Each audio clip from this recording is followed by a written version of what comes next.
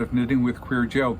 Actually, today we're going to go through every phase of knitting my latest design, which is a cap that or a headband that covers the ears and the back of the neck. I'll model this even though I'm not a really good model for hats. So you can see that it actually comes down quite nice and low on the back of the neck and the ears. And it can also be knit just as a standalone headband as well. So you can kind of see the ridge of where the headband and the skull cap part of the hat start. And so we're going to go through each and every aspect of it. Please note that in the comments below, there are timestamps that you can directly link to various sections of the hat. So for instance, if you already know how to do a crochet provisional cast on, which is part of the hat design, you can skip right past that and go right to the short row section that creates this elongated section for the ears and the back of the neck. Hopefully you'll enjoy the hat. Please feel free to ask any questions in comments below. Make any comments about the hat that you would like to as well, and feel free to like and or subscribe to my videos.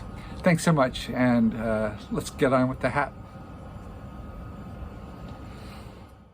So the first step in creating the activities hat or headband is going to be a provisional cast on. I highly recommend that you use the crochet provisional cast on. So I'm going to show you how to do that here. In order to do that, you need a few different things. In addition to your main color yarn that you're going to be using, you need US 6 needles to be able to cast on. Now I'm going to do this slightly differently. I'm going to cast on a US 6 or 4mm circular cable needle, but I'm actually going to knit the hat on the double pointed needles, and you'll kind of see why as I go through that. You're also going to need an approximate size crochet hook for worsted weight yarn, which I'm using a G hook, or I think that's a 4.0mm hook as well. And you're going to need to have about 4 to 5 yards of contrasting color waste yarn. This can be any waste yarn, scraps of waste yarn, as long as you have enough to cast on the 100 stitches. Ideally, it should be a little bit smooth and hard to split, and it should also be a high contrasting color to the main color yarn that you're going to be using for your actual hat. You start off simply by creating a slip knot onto your crochet hook. And then I'm going to use my circular cable needle to cast on the 100 stitches. I bring my yarn, my waste yarn, to the back of the circular cable needle, wrap it around the hook,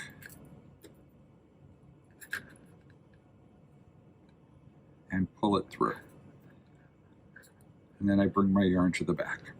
And you'll see that's the first cast on stitch using the waste yarn. Again, and bring it to the back. Over the hook, through, and to the back.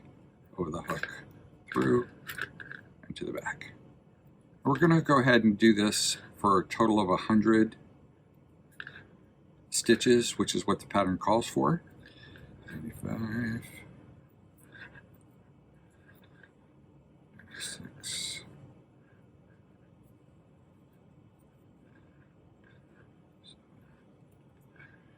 98, 99, 100. So once I've counted up and made sure I have 100 stitches of provisional cast on my needles, great. So I have 100 stitches on there. What I do is I just do a chain of about 3 or 4 stitches at the end and pull my waste yarn through. Now we're done with the crochet hook, and we can actually start up with our actual working yarn. So here's where I start with my double pointed needles and my actual yarn, leaving a tail of about 6 inches. This is the actual provisional cast on. It is not the first row of knitting. I simply knit into every one of those crocheted on stitches. But I split my total stitches evenly on 2 different double pointed needles. So I'll have 50 on this needle and 50 on a second needle. 47, 48, 49, 50. Okay, good. I've got 50 stitches onto my first needle, and now I knit the next 50 onto my second double pointed needle. Now again, if you're doing magic loop or some other form of circular knitting, you can do it any way you want. I find this particularly easy not to twist the fabric and when I'm joining in the round. 49, 50. At this point, I am finished with my circular cable needle, so I can put that aside. And what we're basically left with is our initial 100 stitches of provisional cast on. Starting here, I've got 50 stitches on one needle, and I've got the second 50 stitches on the second needle. And this is where I join in the round. So what I find easy from the purpose of joining in the round is, especially with contrasting color waste yarn, is I can move the contrasting color waste yarn to the bottom of the needle or down to this side of the needle. And I do that on my first needle, and then I make sure it's, without twisting it, I do it on my second needle as well. And it's really easy to visually see that there is no twist in this yarn with the 50 stitches. So now that I've got all my actual stitches up on top, I can easily join in the yarn by taking my working yarn and a third double pointed needle and starting to knit in the round.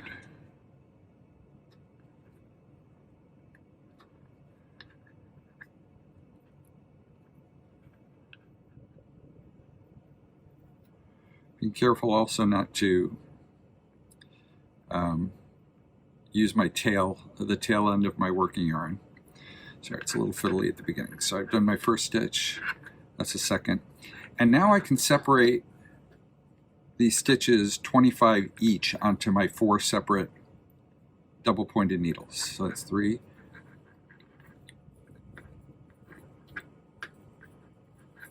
So that's 25 needles on my 25 stitches on my first one.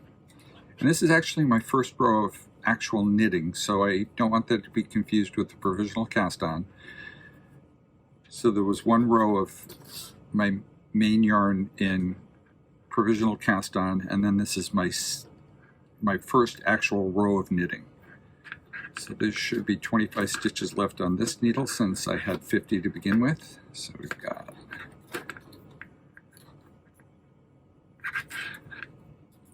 24, 25. And now I do the same thing with the other 50. I put 25 on the first needle.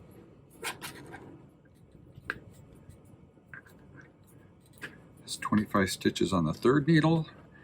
And then the last 25 stitches should be on the fourth needle. And 25. So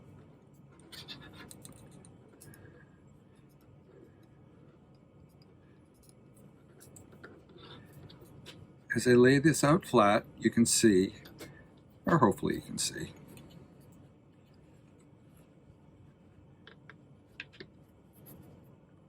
that I've knit my first round of in the round knitting. Get all these little peripheral pieces out of the way. And it's in the round, and it doesn't have a twist in it based on the way it is. Plus we have the provisional cast on. Now the next part of the pattern calls for me to knit 13 additional rounds plain. And so I'm just going to go round and round for 13 more rounds. and meet you back when we start in with the short rows for shaping around the ears and the back of the neck. So now we can actually start the short row part of this, where we're actually shaping the back of the neck and the part that covers the ear. So as you can see, we've got the initial provisional cast on in the waste yarn. And if you actually wanted to count the number of rows, the way I like to do it best is I start with one of the stitches here and I count that as 1. And then each of the V's below it, I count the right-hand side of the stitch, the right-hand leg of the stitch, to be able to count the number of rows that I've knit, just to confirm that I've knit 14 rows. So this is 1, 2, 3, 4, 5, 6, 7, 8, 9, 10, 11, 12, 13, 14. And if you uncurl a little bit more, you'll see the 15th row, which is actually the provisional cast on, and that's not a row we count. So it's a total of 14 rows that I've knit since the provisional cast on, if that helps.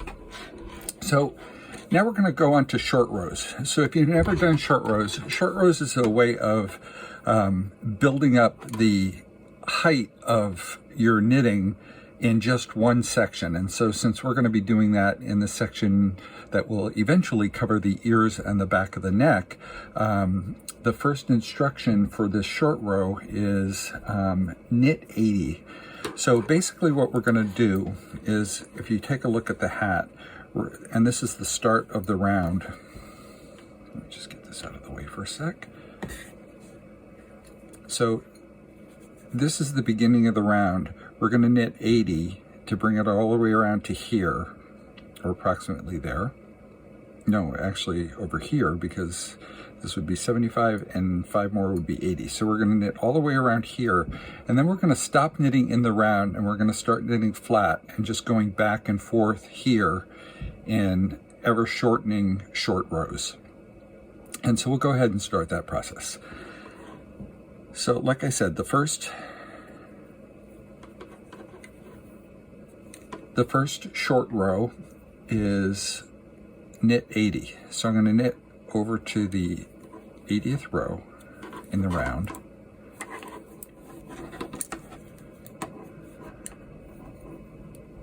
That's 75, 76, 77, 78, 79, 80.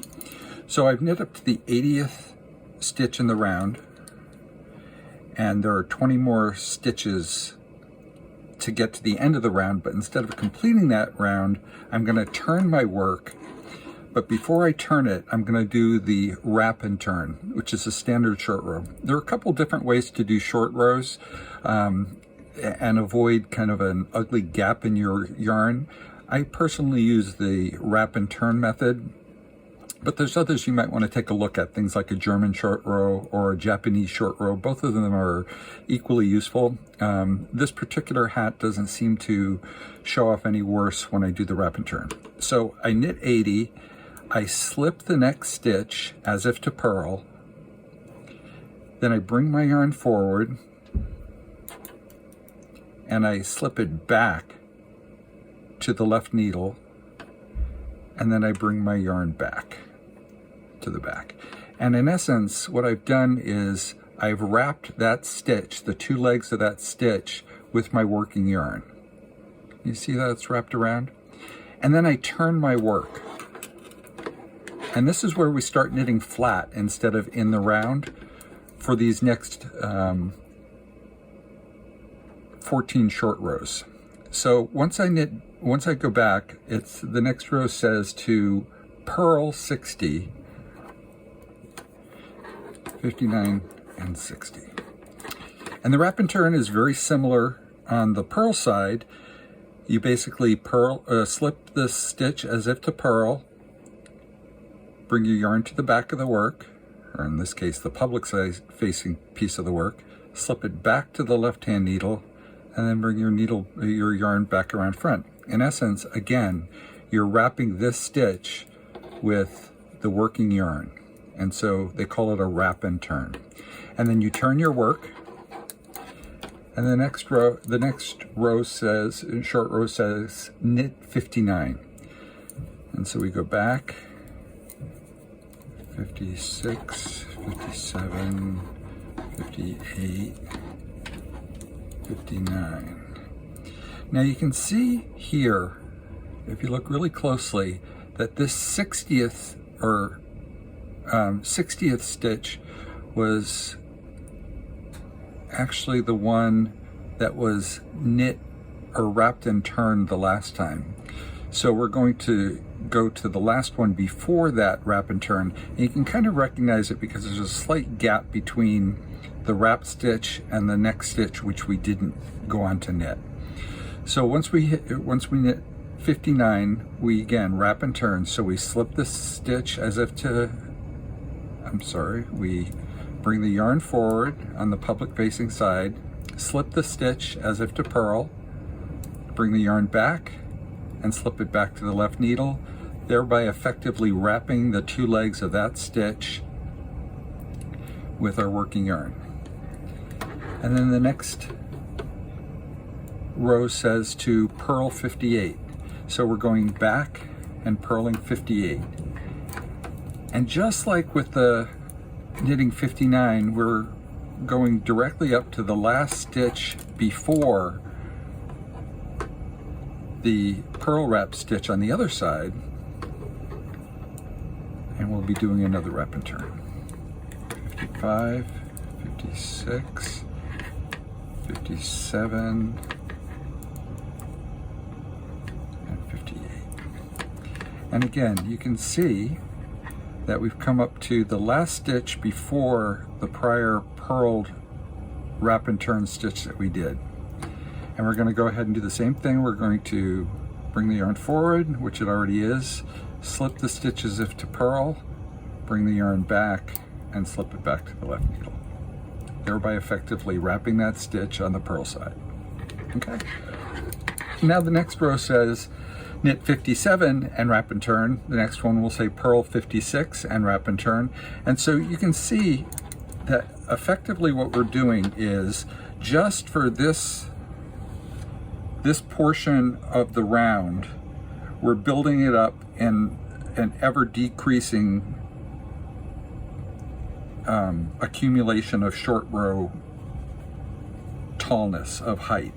So we're building the height just in this center section in an ever decreasing by one stitch block of knitting.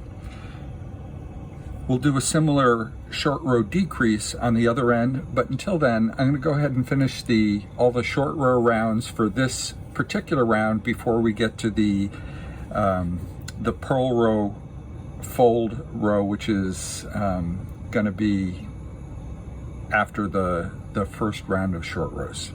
And we'll come back to you then. Okay, so a basic recap. So what we've done so far is we did the provisional cast on. We knit 14 rows or rounds in the round, and then we just worked the back part, what I'm going to be calling the back part of the hat, in short rows. And if you're following along on the pattern, we've gotten up to row 12 in the first short row section. And so we've just ended up with purling 50 and doing a wrap and turn. And so you'll see that my working yarn is over on this side. So I've just finished purling 50 and completed a wrap and turn. Now the next section is it's still part of the short row section. So we're still knitting flat in general, but I want to be clear that it's slightly different in terms of how we're going to handle those wrapped and turn stitches that we've worked. So the next pattern stitch says knit 75, but while you're doing that, make sure you knit the stitch with the wrap together on stitches 51, 52, 53, 54, 55, and 56. So we're going to go ahead and do that. So we're going to knit 75.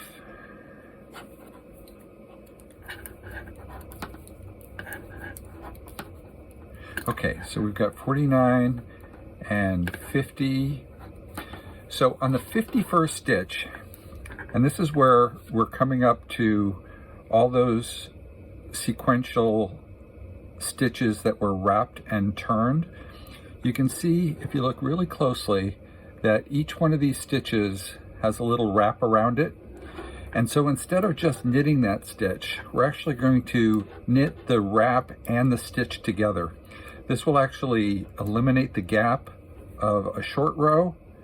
So I basically insert my needle underneath the wrap and then into the stitch as if to knit, and pull it through both loops. So that's the 51. And again, I'm going to insert into the wrap, insert into the stitch, and knit both together. That's 52. This is 53.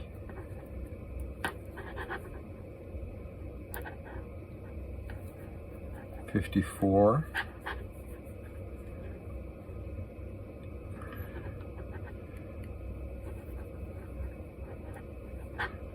55, and finally 56 stitch. I do the same thing, and then go on to knit the remaining so that I've knit a total of 75. 57, 72, 73, 74, and 75. And you'll see that this brings us back to the beginning of our initial round when we were knitting in the round. And for the next stitches, we're actually going to be knitting in the round again, but it's slightly different because, again, we're going to be wrapping those, or knitting together the wraps and the stitches over on this side that that we need to incorporate as part of this short rowing process. So the next round says, and this is, again, we're turning into rounds at this point, is knit 100 and wrapping the wrap together with the stitch on the 21st, 22nd, 23rd, 24th, 25th, and 26th stitches. So we're going to go ahead and knit those 100, but we're going to stop at the 21st stitch. So that's 20 stitches. And you'll see again that these next sequence of stitches have the wrap around the actual stitch. And it's the same thing where we're going to knit the wrap together with the stitch by inserting our needle as if to knit into the wrap and the stitch and knitting those two together. It's a little bit trickier on this side because of the positioning of the wrap. It's going the opposite direction, so it's a little bit more finicky. But again, we insert into the wrap and the stitch and then pull our active yarn through both. And so we're actually knitting the wrap together with the stitch. So that's the 22nd stitch. This is the 23rd.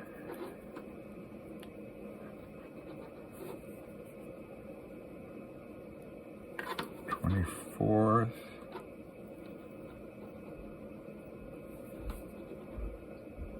And 25th.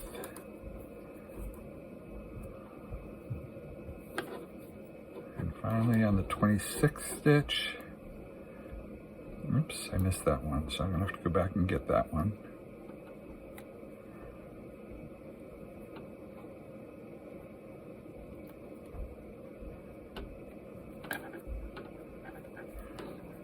It's 25 and 26.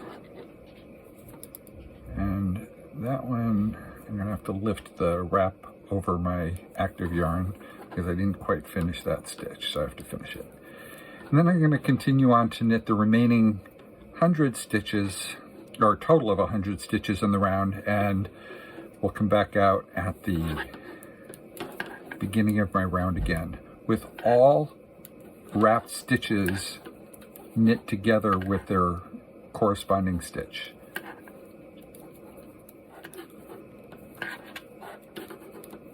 $98, $99, and 100.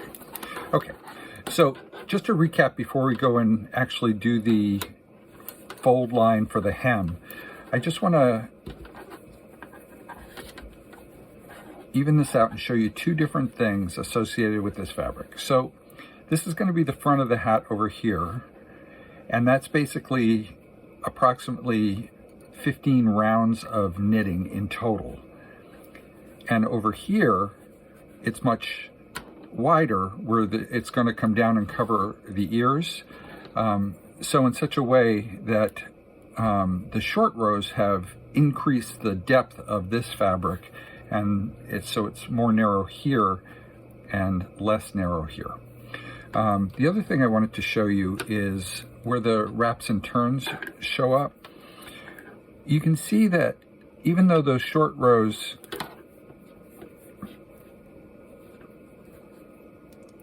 come in right here, the way that you wrap and turn those stitches kind of hides the fact that you've only done a portion of that row. So we actually knit up to here, did a wrap and turn, and then turned back and to do the short rows. And normally that would put kind of a gap in your knitting, but instead, because we knit the wrap stitch or the wrap with the stitch together, it actually kind of hides that quite a bit. And you can see the same on the other side.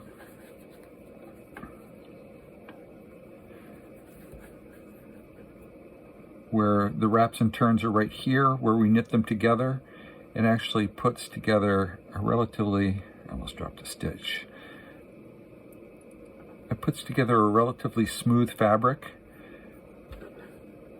even though we've done short rows, which would normally put a gap in your work. Next, we're going to go ahead and do the folded section of the hemline, and so I'll be back to you then.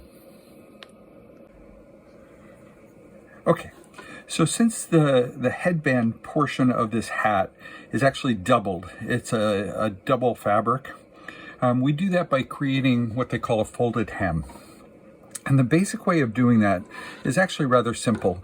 If you've ever noticed when you've got plain stockinette stitch, if you have one row of purl stitch or reverse stockinette stitch on the public facing side of your fabric, it actually creates a natural fold line. So we're going to go ahead and do that.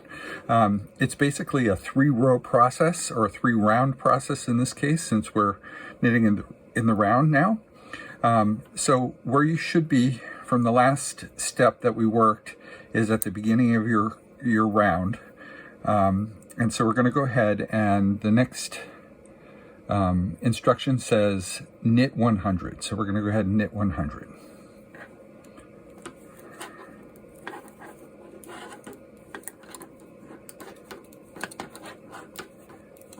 $97, $98, $99, $100. And again, you should be back at the beginning of your round. The next row says purl 100. That's unusual for in the round knitting, so we're actually doing purl row or purl bump row or reverse stockinette row.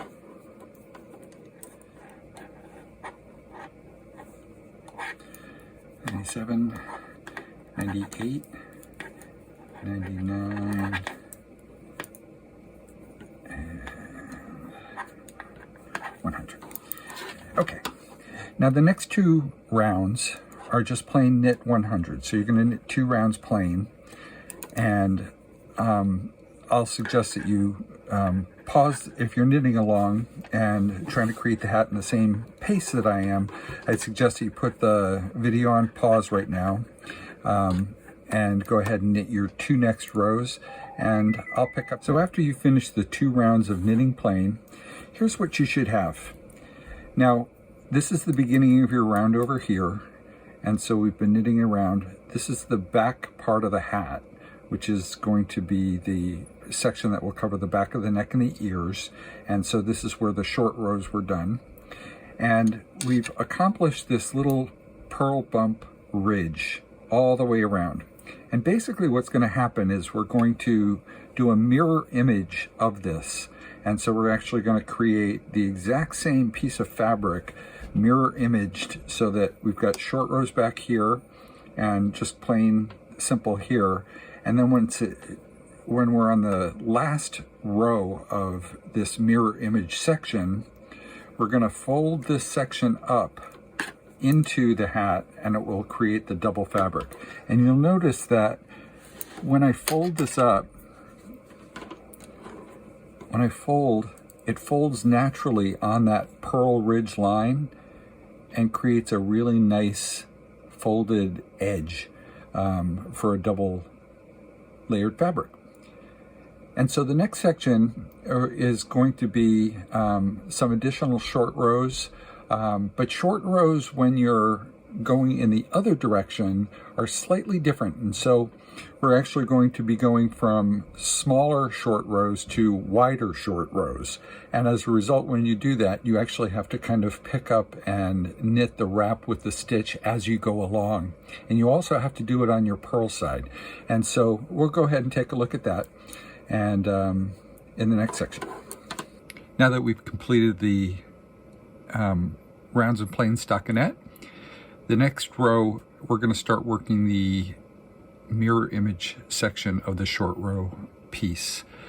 And this is actually going to be the outside or public facing part of the headband or cap. The next row calls for us to knit 74 and then wrap and turn. 70, 71, 72, 73, and 74. And then like we did in the first section, we're going to do a wrap and turn. So I'm going to bring the yarn forward, slip the stitch to the right needle, bring it back, and slip it back, effectively wrapping that stitch with the working yarn. It's a little fiddly with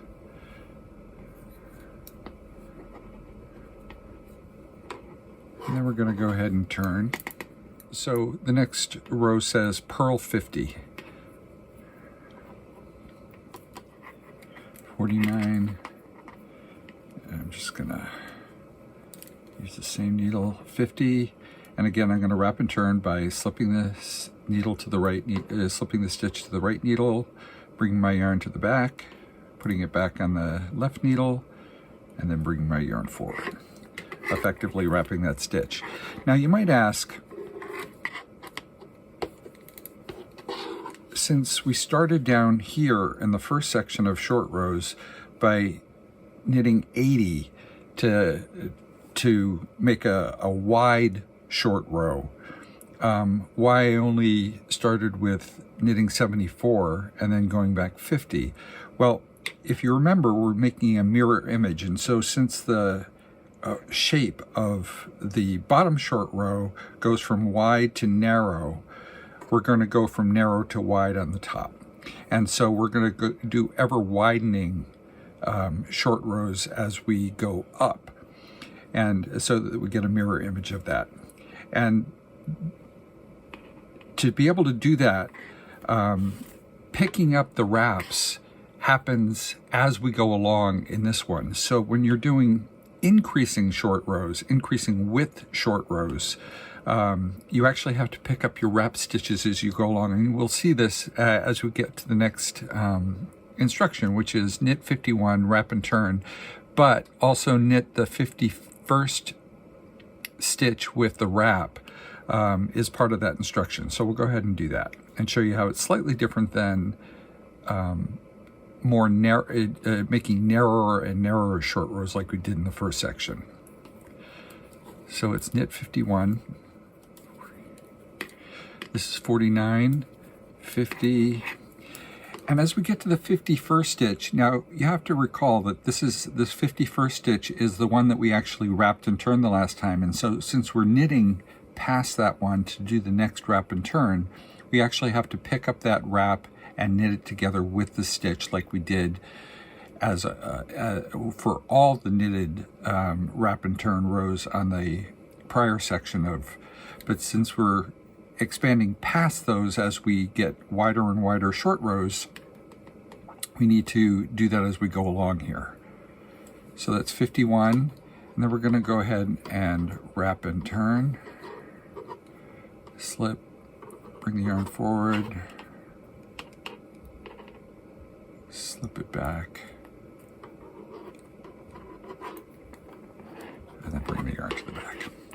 So again, we've wrapped that stitch and we've turned, and now the next piece goes purl 52. And so again, these instructions say purl 52, but on the 52nd stitch, make sure you knit the stitch with the wrap. So 51, great. So you see this one is the wrap stitch that we did on the first purl version. So here's the way I do my purl wrap and stitches. I actually kind of drop this stitch, pick up the wrap, and put it back onto the needle, and then put it back on my left needle and purl those two together.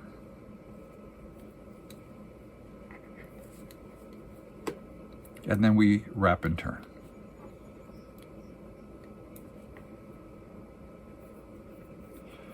So we're going to go through those two types of short rows where we pick up the wrap and turn at the same time, one more time fully, one for the knit row and one for the purl short row.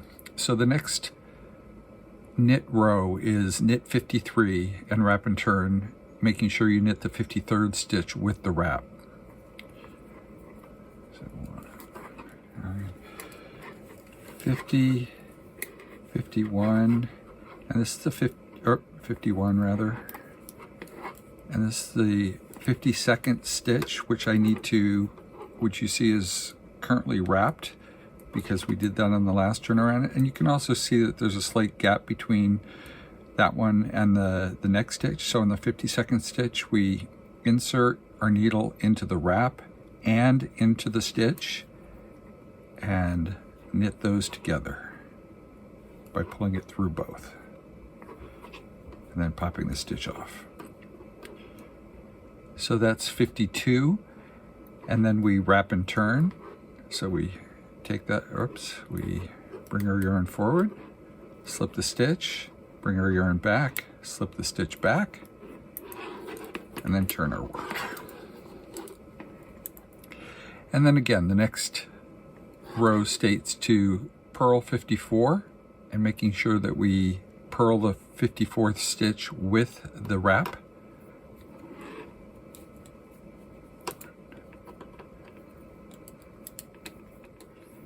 (52), 53, and this is the 54th stitch, which is a wrap stitch. And again, I'm going to show you how to do a purl stitch. It's a little bit harder to purl together the wrap with the purl stitch itself. So I'm going to show you how I do it. You may have a better way or a faster way. I basically take that stitch off, making sure that it doesn't drop, so I don't put a lot of tension or anything on it. And then I lift the wrap off of it and then pick the stitch back up so that I have both the wrap and the stitch on my right needle, move them over to my left needle, and then purl that. Purl those two together. Oops. Purl those two together. While I was doing that, I dropped one of my stitches over here so I can pick that up quickly so it doesn't fall through. And then I'll proceed to do the remainder of the top section of the short rows. And so if you've been following along, the next one will be a knit 55 with a wrap and turn and making sure that you knit the 55th stitch with the wrap. And I'll continue up until I've gone up to the purl 58 stitches, wrapping and turning and purling the 58th stitch with the wrap. And I'll pick up afterwards in the next section of the video where we'll be knitting 80 to get back to the beginning of our round, also making sure we pick up that one last knit wrap stitch, and then we'll get prepared to actually create the folded over hem headband. So I'm just finishing up the last actual wrap and turn short row, and again I'm on a purl 58, making sure that I purl the wrap with the purl stitch, the 58th stitch, and then I do one last wrap and turn.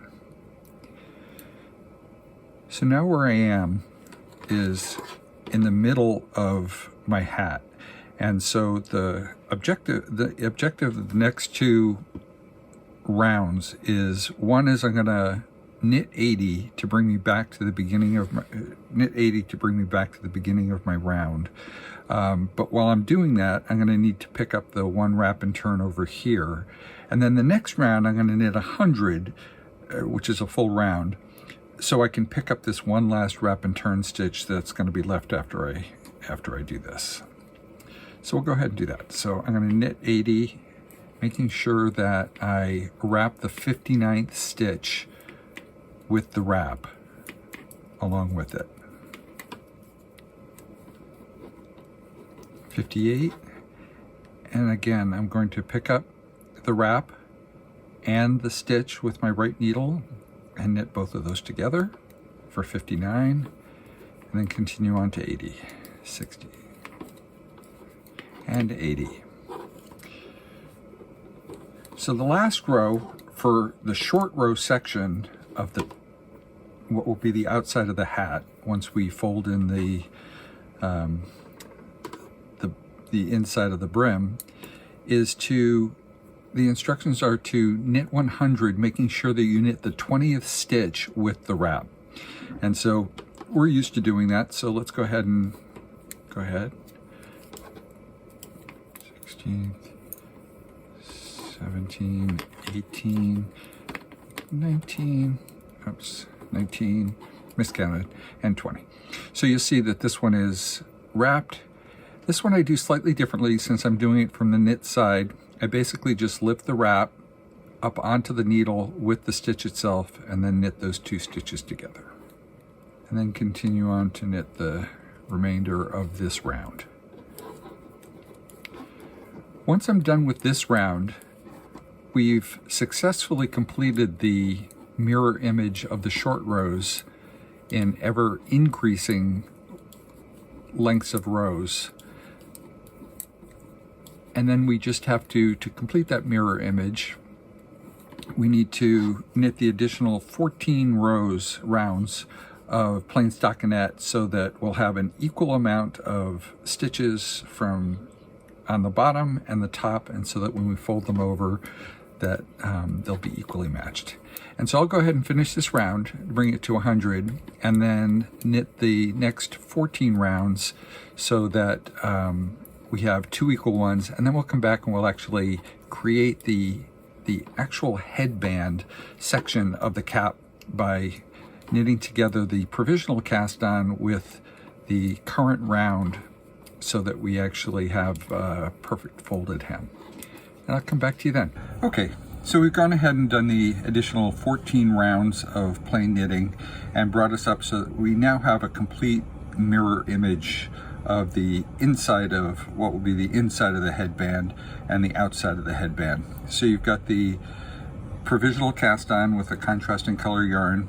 You've got the short rows for the inside portion of the headband. Then you have the natural fold line of the purl row, and then the mirror image of the bottom section up here. So we're going to go ahead and actually create this folded hem, or the headband. Now this is the place where you need to really make a decision as to whether you want to make just a headband or whether you want to make the full hat. If you're going to make if you're going to make just the headband, as we knit one of these stitches together with one of the active stitches, one of the provisional cast on stitches with one of the active stitches, you're going to bind off each stitch after you do it if you want just the headband. We're not going to do that, so I'm not going to demonstrate that here, but you can imagine what that would be like if you were going to do a bind off, and I'll kind of indicate it when I go to do the first couple stitches. So basically what you're going to do is roll the provisional cast on into the center so that it matches up in the back with the active stitches. And you notice that the purl ridge is actually a natural fold line, so it naturally folds up into this folded hem headband.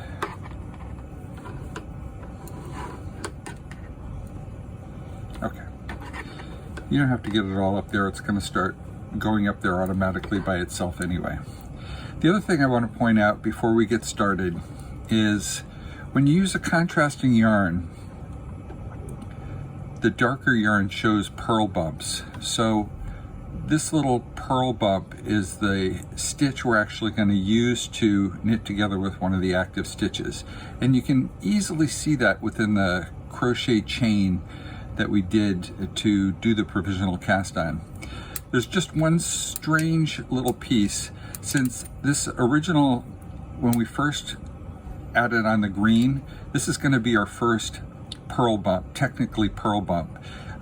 If you could envision it going into this last stitch of the round to make the full stitch, you'd recognize that it would look exactly like this purl bump. But so for our first purl bump, we're basically going to just knit together by putting this little loop onto the needle and using our active yarn, knit those two things together.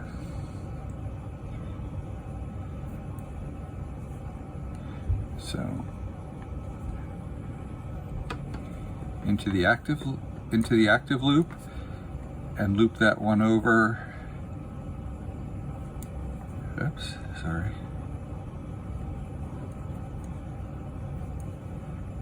And knit those together. Now the rest are going to be relatively straightforward. We're going to look for the next purl bump, which is this. This is really the first actual purl bump. Lift it up, making sure you don't grab any of the waste yarn, because you don't want to entangle any of the waste yarn in this, so that we can easily pull it out. Loop it onto your left needle and then knit the active stitch together with the purl bump stitch from the provisional cast on. So now, if you were going to make just the headband, you'd literally just loop this first stitch over the first one to bind off that first stitch and then continue on. We're not going to do that. We're going to leave our active stitches on. So again, the next one, we look for the next purl bump. So you can see it's right here. Insert your needle in, just the yarn, not the waste yarn, and knit it together with the next active stitch. And we're going to keep doing that for all 100 stitches.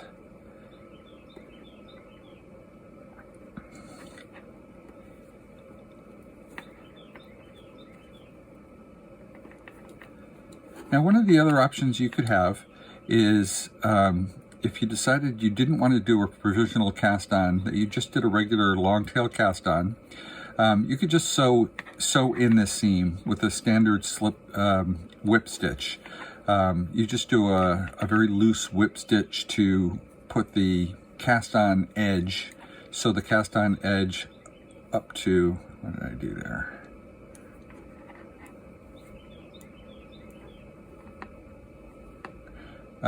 You just sew the cast on edge up to the this section of the headband after all the knitting has been done. So again, purl bump lift, put it on your left needle, and knit it together with the next active stitch. And since we have 100 purl bumps or provisional cast on stitches, and we obviously have 100 active stitches, it should be an exact match.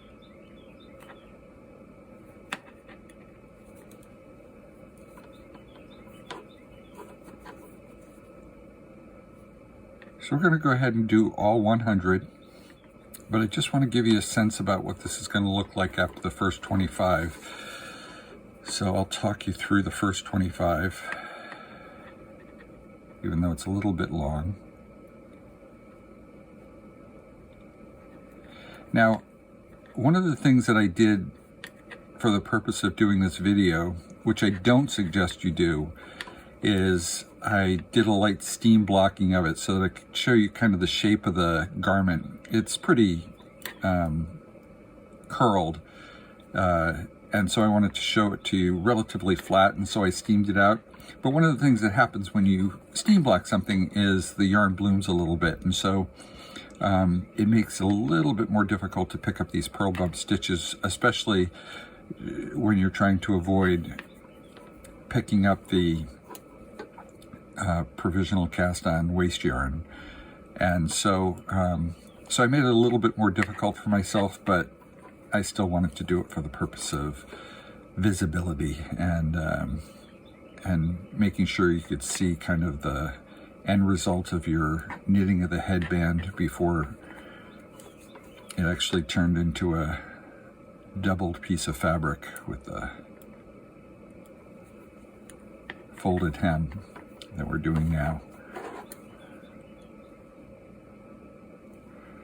One of the things that's nice too is you see that the next purl bump kind of presents itself, because as you secure in the this purl bump, for instance, in with the top, it pulls up the next one and kind of gets you prepared to start the next stitch. Okay, we're almost got a few more stitches on the first needle of 25. The last one for the first 25. Of course, this one's going to be a difficult one.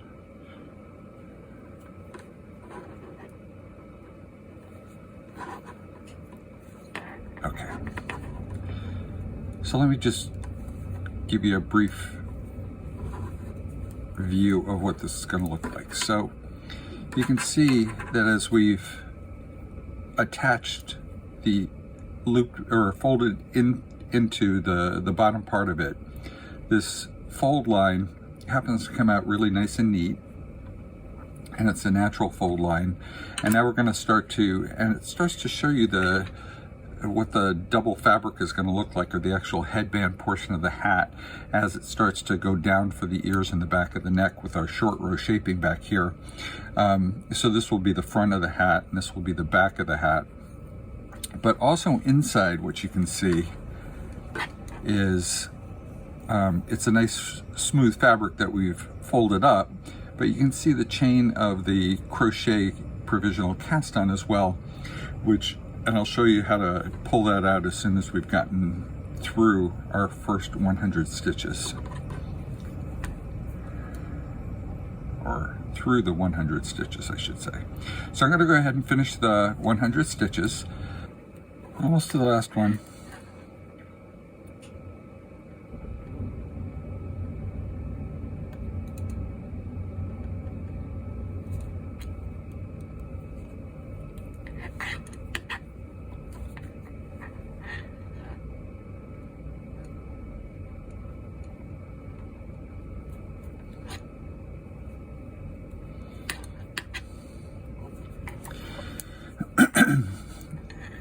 So you'll notice that even if I pick up the purl bump from the back or the front, I still always load it onto my left hand needle in the same way, which is, I consider this the front of the purl bump loop, so into the front of the purl bump loop onto my left needle. So, and it doesn't matter what you do as long as you're consistent in how you do it each time. So now what you're left with is your provisional cast on stitch folded inwards, and now you've got your double layer of fabric that will be either your headband or the headband portion of your cap. Now the magical part. So if you remember, at the end of our provisional cast on, when we were crocheting onto the needle, we did a few extra chains. So that's where you're going to start to unravel this. And so I basically take the securing yarn out that I pulled through and just start to unravel this chain.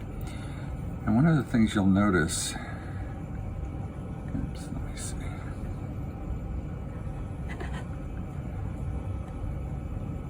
is it pulls out really evenly and nicely.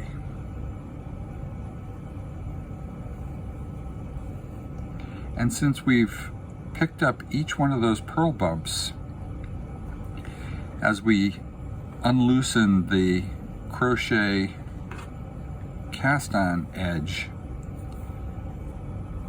each one of those stitches will be secure. Now every once in a while it will snag, and I find it's easy to put a needle underneath the crochet loop and try to see whether you can pop that out. That means I actually snagged a little bit of the yarn either in my provisional cast on, or when I was knitting the stitches together I picked up a little bit of the waste yarn.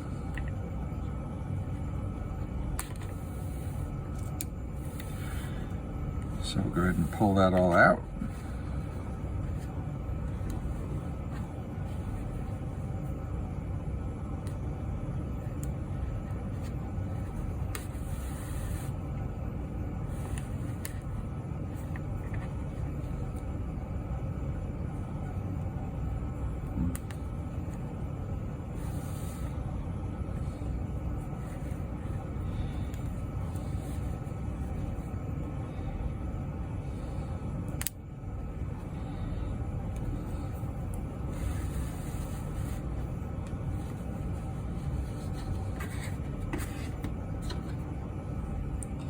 And you'll notice also that the waste yarn is currently traveling inside the folded in hem.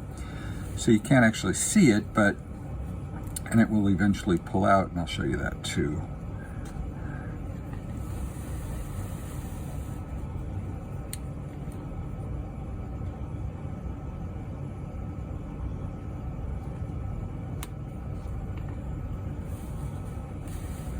And so now that I've gotten all the chains undone, I just pull the yarn fully up. But basically what you end up with now is the headband portion of your hat, which is this nice thick double fabric layer. And I'll put it on this side so you can see it a little bit better. Where this portion will cover your forehead and this portion will cover your ears and the back of your neck. So we're going to go on with the next part of the instructions, which is knitting the cap portion, and I'll meet you back then. Now it's starting to really look like a hat. So after the headband was finished and we grafted the provisional cast on onto the front of it, we've gone ahead and done the 20 rounds of plain stockinette stitch to increase the height of the hat and so that it fits. Now this is the place where you'd want to make differentiations in terms of the number of rounds that you knit to make it a bigger, larger hat, taller hat anyway, and potentially more slouchy if you prefer it that way. 20 rounds is typically kind of a more tight-fitting cap, which is what I prefer. And so as a result, I've done the 20 rounds as called for in the pattern, and the next section is going to be the decrease section. And so I'm going to walk you through the first couple rounds of decrease sections and show you kind of how I do it. I basically do it in a rhythmic way such that I reduce about 1/10 of the stitches every other row until I get down to about 30 stitches. And once I'm down to 30 stitches, then I decrease 1/10 of them every round to make for a more rounded top edge. So we're going to go ahead and start the first round. And so since I have 100 stitches on my round currently, I haven't reduced any yet, and I do 1/10 of my every 10 stitches in essence, or 10% of my stitches. I'm going to be reducing by, as the instructions say, knitting 8 and then knitting 2 together.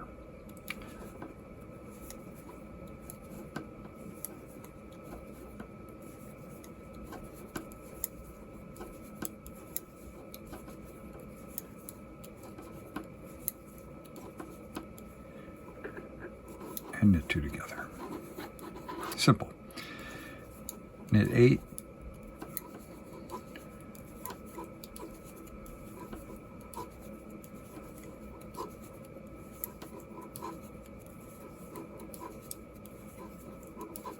knit 2 together, knit 8,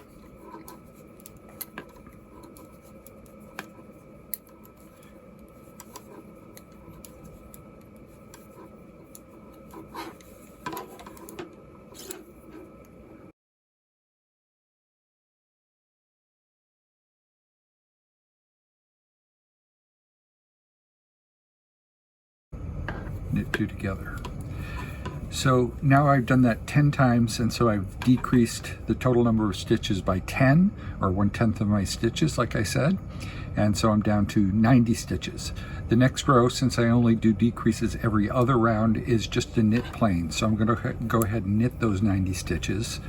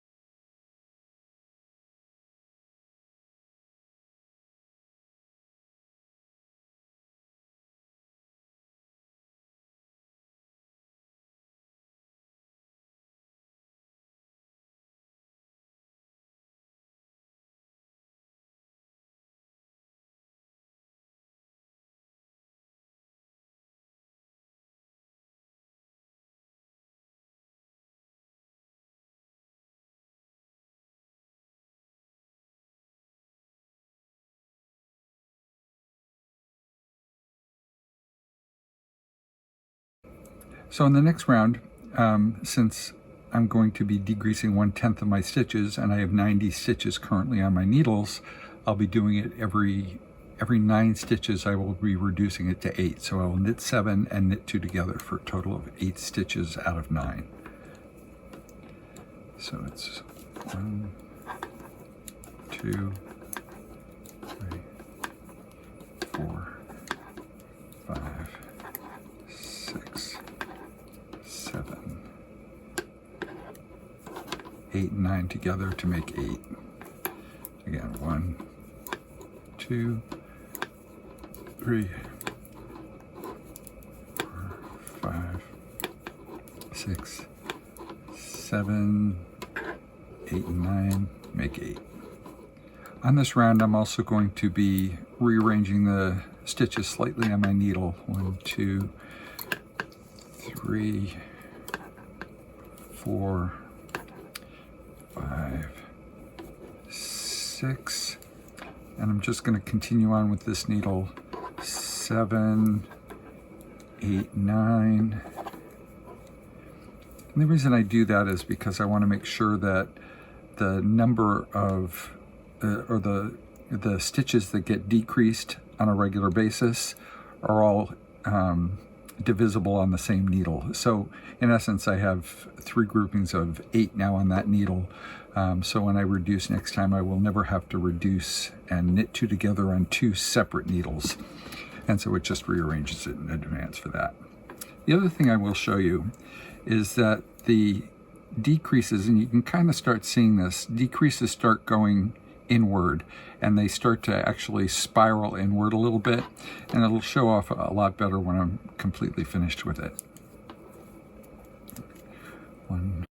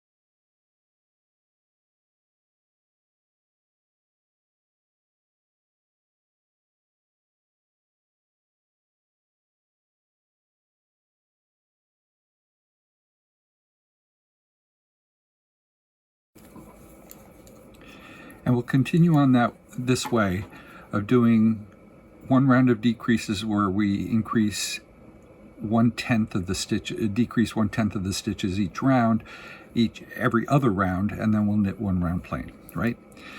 So I'm going to go ahead and do that until we get down to approximately 30 stitches. And so that varies based on the number of stitches you start with, but in this case, we'll be down to 30 stitches by the time when I change the routine. So we'll come back to you then.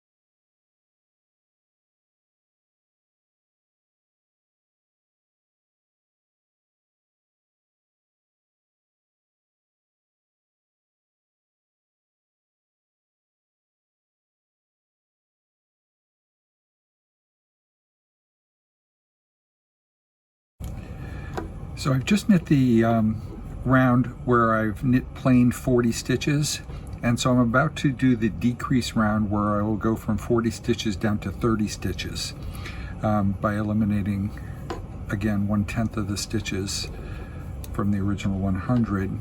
And so when I do that, it's going to be slightly different. I'm not going to do a knit plain round after that. So 1, 2, knit 2 together, or 3.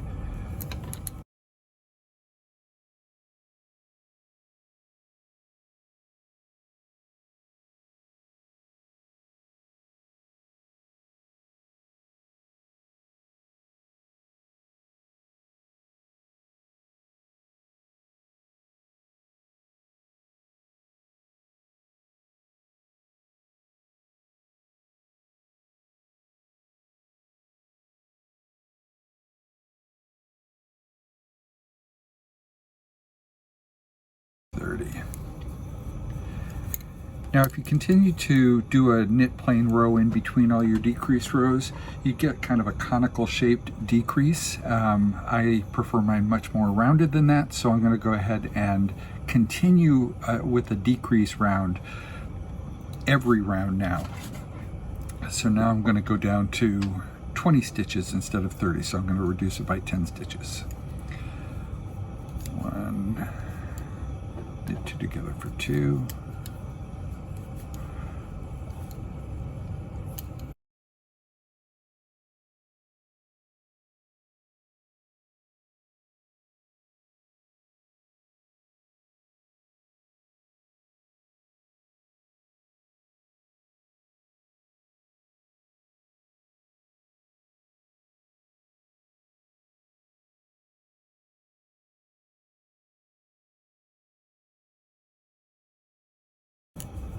And again, no knit plain round. We're just going to do knit 2 togethers directly all the way around again to bring us down to 10 stitches.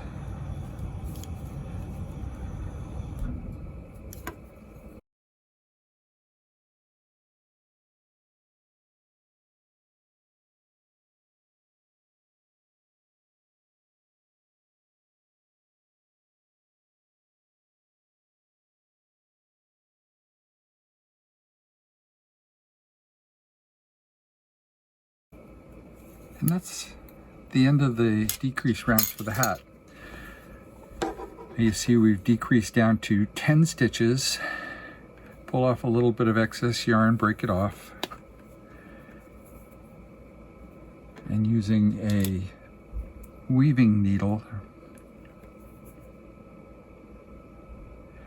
Now I prefer, if you've seen my tutorial on weaving in ends and sewing up garments, one of the greatest things that somebody introduced me to were these extra long large eye needle weaving needles from Bates. It's a Bates needle and it's got an extra long shaft to it, which I like very much. And basically what I do is from the last stitch I weave my yarn through all the remaining stitches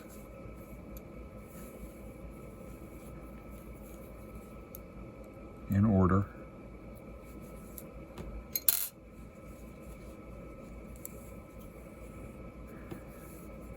And finally the last 5 stitches.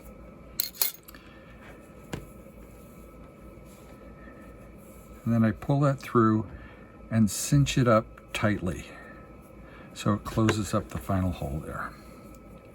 And you see you can close it up pretty tightly when it comes to that. And then the last thing I do is to secure it in, I weave it into the stitch outside the last round.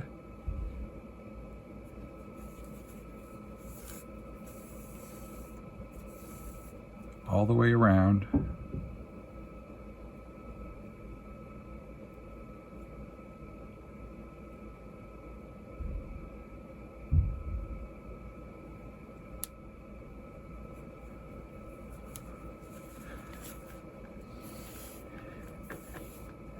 And then I do one final cinching up of that stitch. And one of the things that I like about that, the rhythmic decreases that we do, is it gives us sort of like starfish, spirally, sort of like decrease stitches that gives it kind of a nice finished look. And then I just insert that last round into the center hole of the hat, cinch it up one last time, and turn it inside out and weave in that end on the inside of the hat. And then that's done. I will block this hat so that the evenness of the fold over hem and some of the decreases kind of go out. But in essence, that is the total result of the hat. Tell me what you like.